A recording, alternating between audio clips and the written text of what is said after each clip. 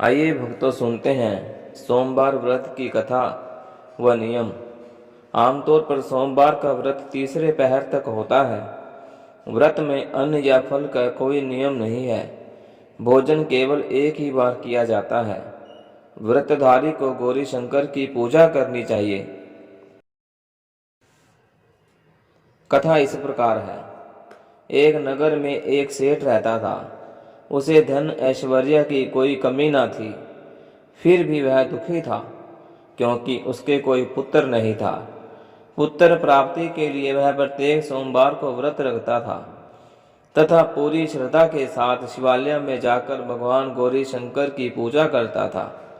उसके भक्ति भाव से दयामती पार्वती जी द्रवित हो गई और एक दिन अच्छा अवसर देखकर उन्होंने शंकर जी से विनती की, स्वामी, यह नगर सेठ आपका परम भक्त है, नियमित रूप से आपका व्रत रखता है, फिर भी पुत्र के अभाव से पीड़ित है। कृपया इसकी कामना पूरी कीजिए। दयालु पार्वती जी की ऐसी इच्छा को सुनकर भगवान शंकर जी ने कहा, हे पार्वती, यह संसार कर्म भूमि है। इसमें जो जैसा करता है वैसा ही भरता है। इस साहूकार के भाग्य में पुत्र का सुख नहीं है। शंकर के इनकार करने से पार्वती जी निराश हुई।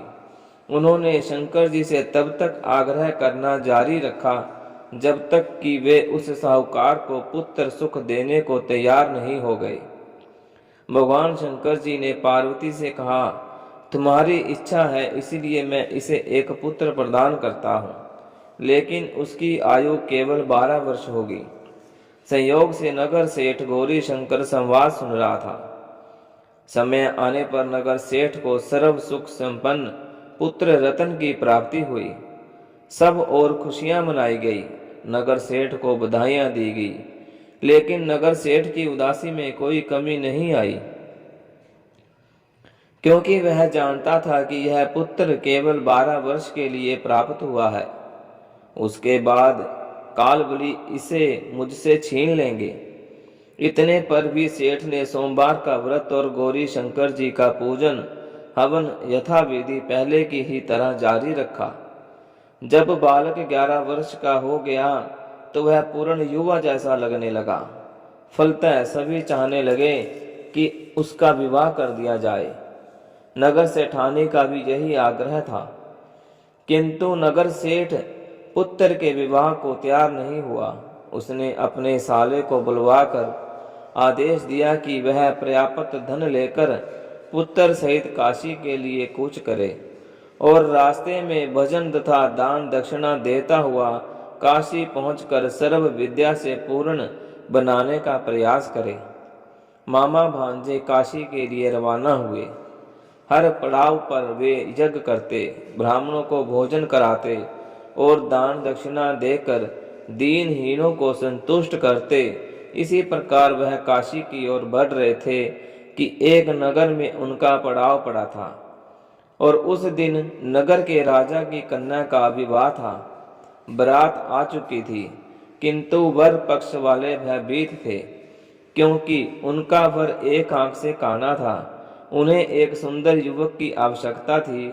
गुप्तचरों से राजा को जब नगर सेठ के पुत्र के रूप और गुण की चर्चा का पता लगा तो उन्होंने मामा भांजे को अपने पास बुलाकर अपना उद्देश्य समझाते हुए यकीन दिलाया कि वह विवाह पूरा होने तक लड़का यदि दूल्हा बना रहेगा तो वे उन दोनों को बहुत धन देंगे और उनका एहसान भी मानेंगे।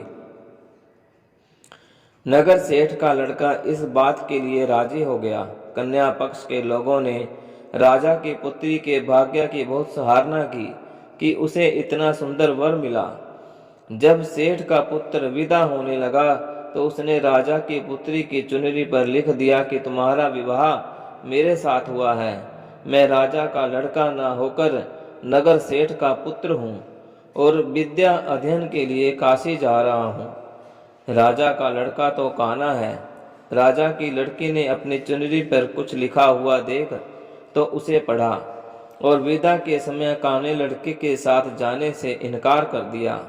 फलतः राजा की बारात खाली हाथ लौट गई। नगर सेठ का पुत्र काशी जाकर पूरी श्रद्धा और भक्ति से विद्याधन में जुट गया। उसके मामा ने यज्ञ और दान पुण्य कार्यक्रम जारी रखा। जिस दिन लड़का पूरे 12 वर्ष का हो गया, उस दिन भी और दिनों की तरह यज्ञ आदि होते रहे।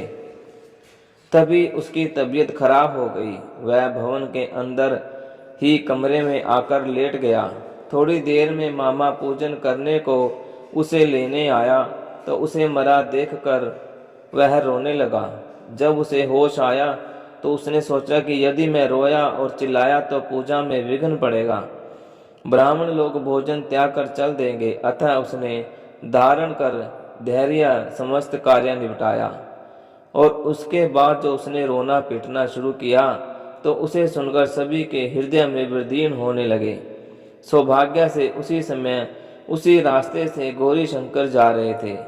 गौरी के कानों में वह करुदन पहुंचा तो उनका वात्सल्य से पूर्ण हृदय करुणा से भर गया।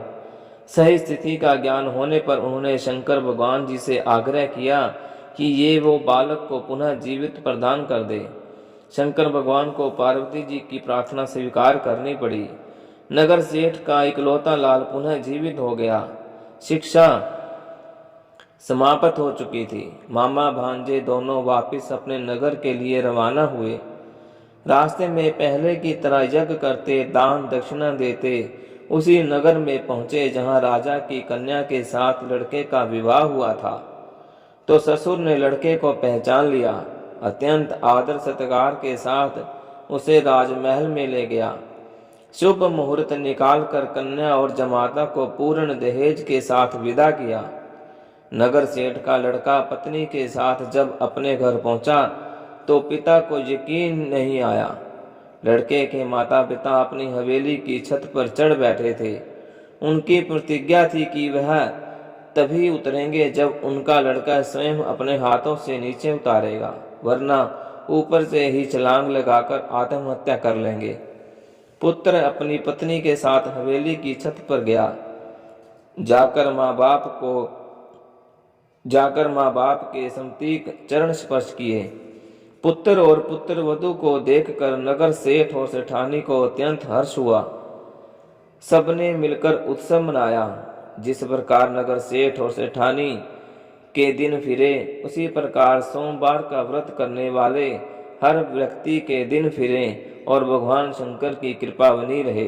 बोलो साचे दरबार की जय।